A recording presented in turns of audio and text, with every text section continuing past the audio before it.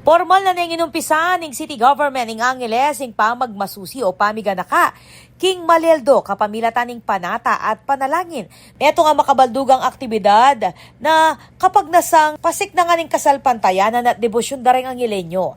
King pamanimuno ng Mayor Carmelo John Lazatin II at king inisyatiba ning Angeles City Tourism Office binidayeng meto nga solemn performance iba't king anak balebalayan at sinukuan kapampangan king direksyon ng Peter De Vera. Amig latag tahimik a atmosphere para king pamagtika. Bilang party ning pamiganaka, makabuklat siya king publiko yung Stations of the Cross, King Plaza Angel, manibat March 29 hanggang April 5, 2026. Kapag nasa naniting mamya sacred space para king healing, reflection, at spiritual renewal dareng bibisita. Amo yuta nala ning Angeles LGU reng gana-gana na makisan metong king spiritual journey na niti at aranasan ing mabanding kultura at debosyon na ning syudad ngening Holy Week. Ako po, Patricia Mamangon para King News Force Pampanga. Balitang tutuking Balen, susuyo.